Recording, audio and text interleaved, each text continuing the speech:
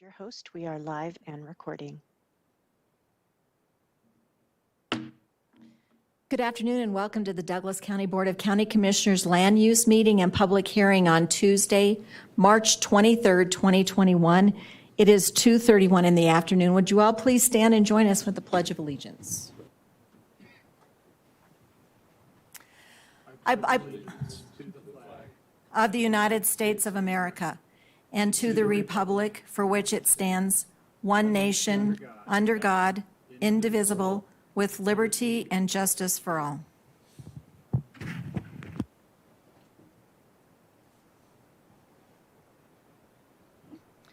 Good afternoon, everybody, and welcome to this afternoon's hearing. Mr. Ingalls, do we have certification on everything on today's agenda? Yes, Madam Chair. For item 2A on your agenda, it was properly noticed for March 9th, but it needed to be continued until today. You have proper notice and jurisdiction to proceed. Thank you, Mr. Ingalls. Do any commissioners have any disclosures for any items on today's agenda? I have none, Madam Chair. Thank you. No, ma'am. And I have none either. First item today under land use, item A is the Bald Mountain Estates First Amendment. Austin Brown for staff.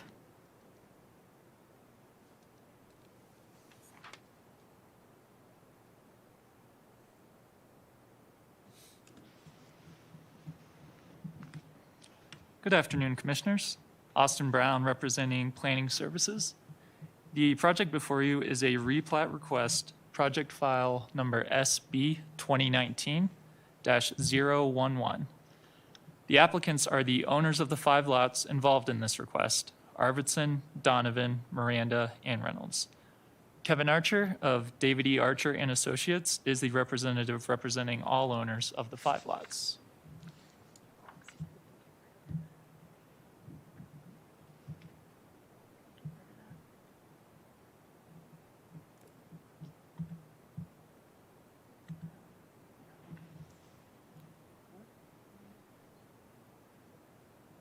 Sorry about that.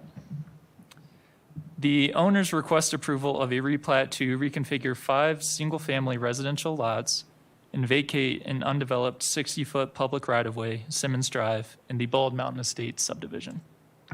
A 30-foot private access easement will be established over the former public roadway to serve 3 of the lots.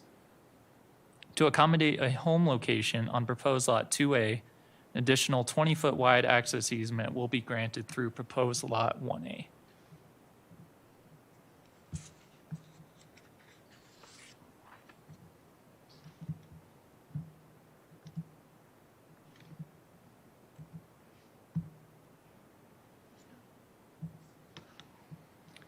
Per section 704B of the Douglas County subdivision resolution, roads that are established by plat but have not been used as such may be vacated and or replatted through a replat process, and any such road need not comply with the additional requirements of this section 7B. The intent of the replat is to provide a review process for the replatting of an existing subdivision plat or a superblock final plat.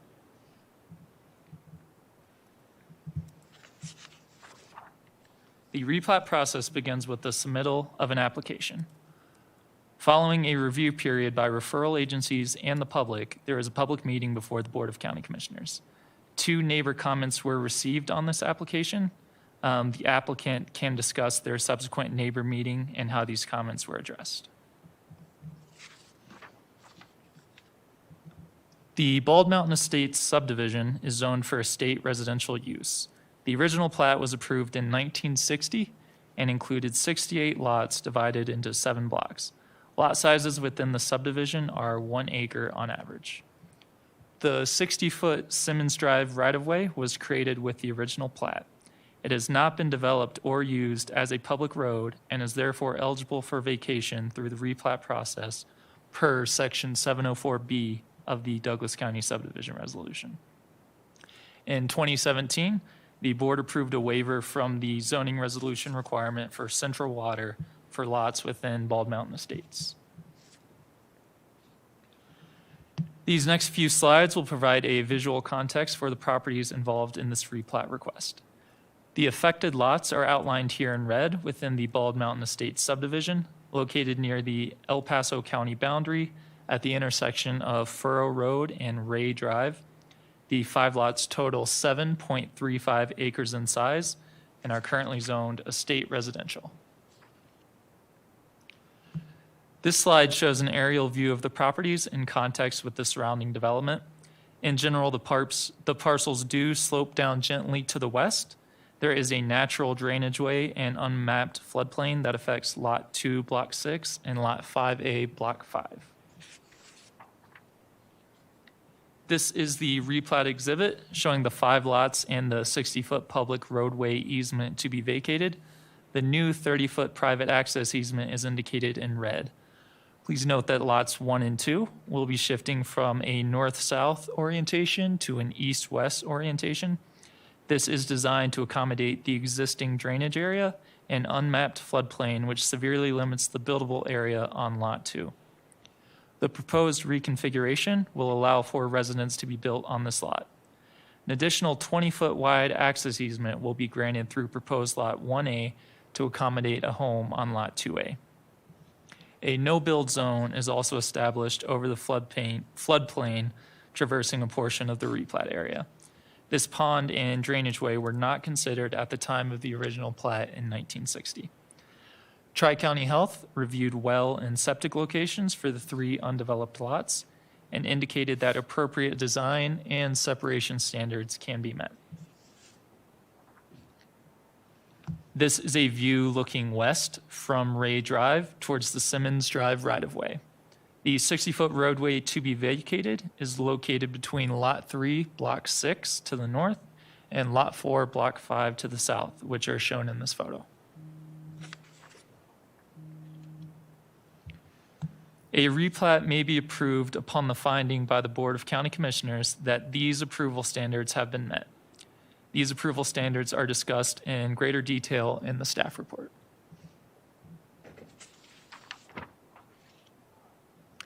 Staff has evaluated the replat request in accordance with Article 7 of the Douglas County Subdivision Resolution.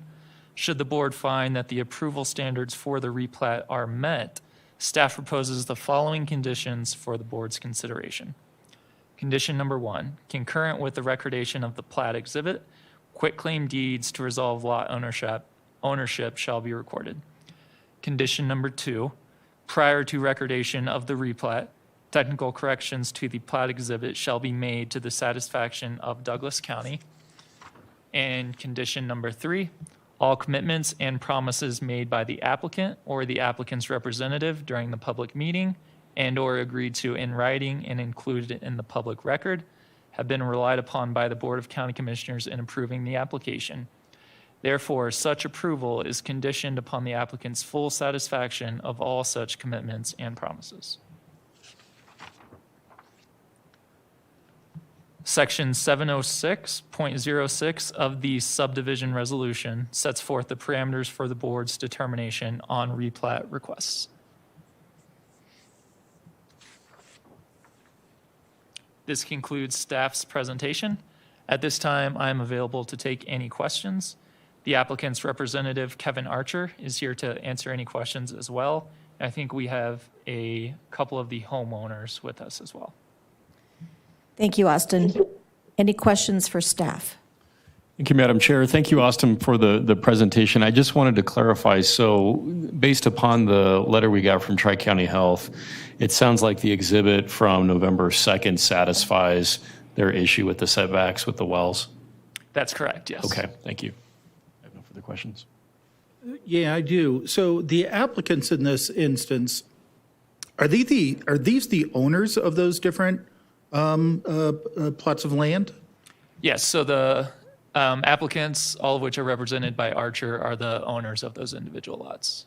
Okay, so they all kind of got together to work together to get this worked out. Correct.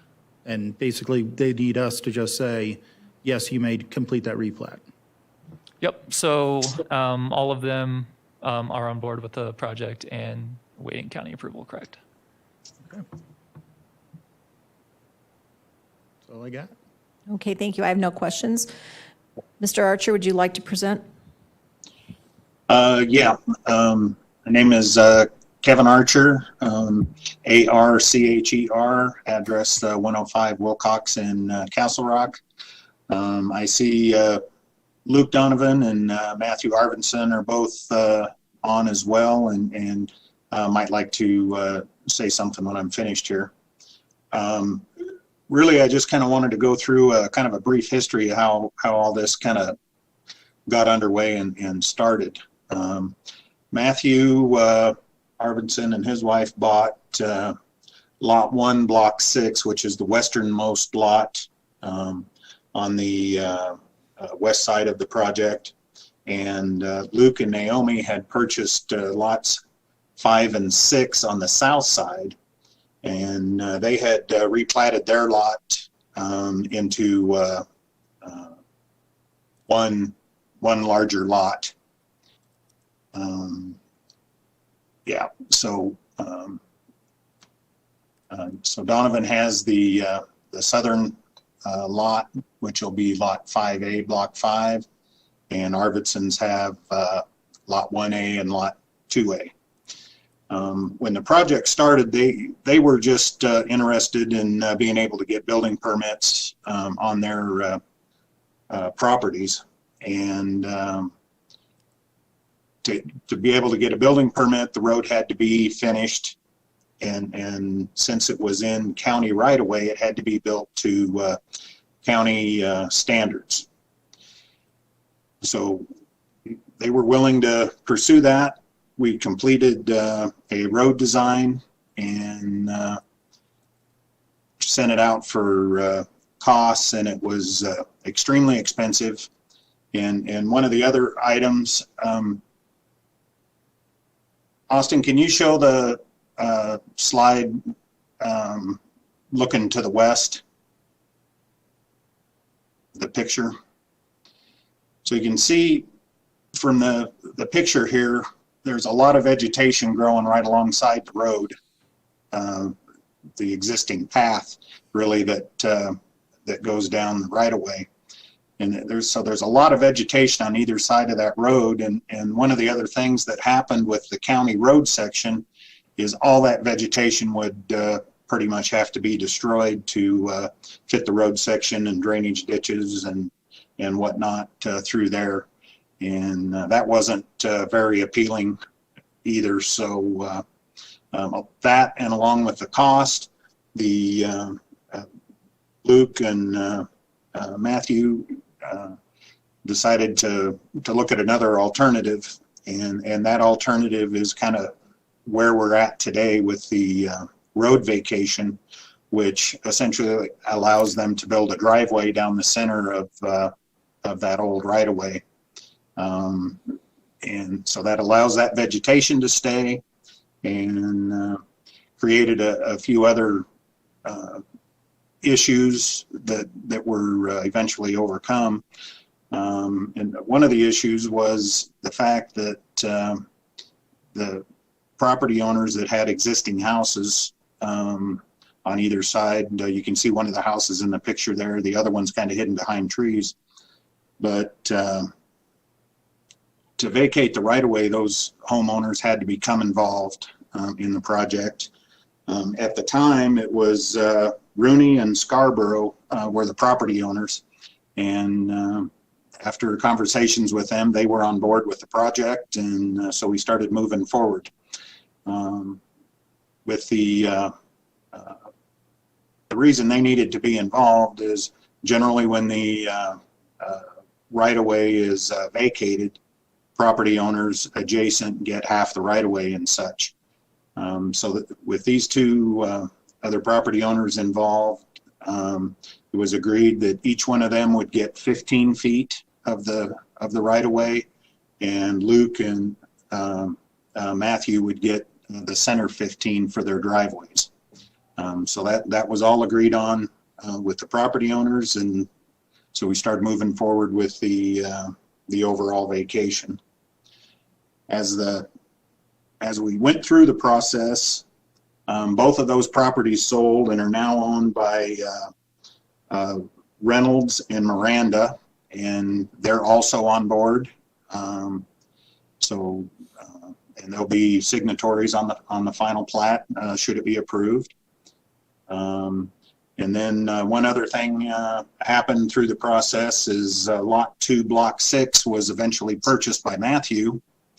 And as Austin kind of indicated, there was kind of a limited building area on that lot. And with the adjustment of the lot line from a north-south to an east-west, that kind of gave two different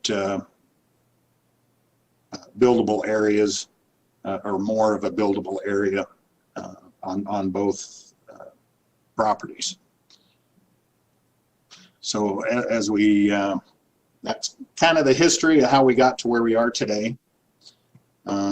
We did go through the referral period, and as Austin mentioned, there were two comments from adjacent property owners. We had a meeting with them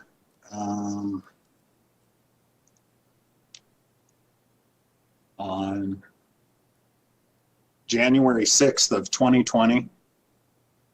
We met with them at the library and Monument, sit down and discuss the projects. Greer's, Rebecca Greer was one of the people that wrote a letter, and Elizabeth Raines also wrote a letter. They weren't very happy with the proposal, not really quite understanding what it all meant. At the end of the meeting, which was kind of heated at times, I think everybody was kind of understood what the intent was, and that the people doing the work were actually going to be living there. And so I think the property owners were much more on board with the project than they were just reading the documents. So I think we kind of allayed their impression of what was supposed to happen here. And in the end, I think we're pretty much in general agreement as to how things were going to move forward. Other than that, I don't think I have anything else to add. As I mentioned, Matthew and Luke are, looks like they're on, and if they have anything to add, I'll let them. And other than that, we're available to answer any questions you might have. Thank you, Mr. Archer. Do commissioners have any questions for Mr. Archer? I have none, Madam Chair. Okay. There is a lady and a cute little boy sitting in here. Are you here on this topic?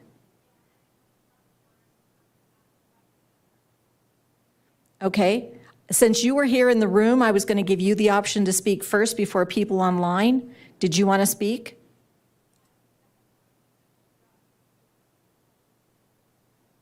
Okay. Thank you. So then if there's somebody online who would like to speak, is the system, Ms. Dunning, that they raise their hand so that you can call on them? Yes, Commissioner, and I have no hands raised. If there's anyone on the call, if you'd like to speak, if you can raise your hand, please.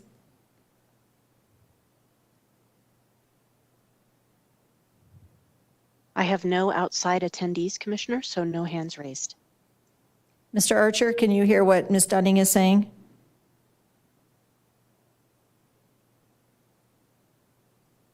Yes, I can. So apparently there's no one else on the line? That is correct, Commissioner. Okay, thank you. So Kevin, if that's the case, I do have a question for you. I'm confused as to who owns two lots. Is it the Arvidsons or the Donovans? Arvidsons own two lots, Lot 1 and Lot 2 of Block 6.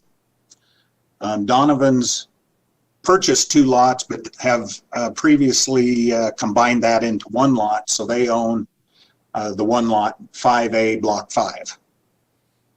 So that's how we end up with 5 lots and 4 owners. Yes.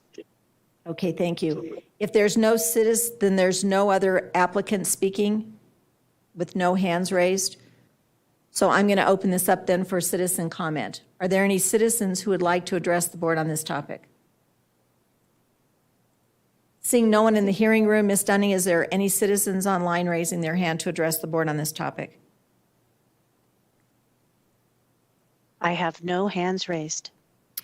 Thank you. I will close citizen comment and bring it back to the board for further deliberation.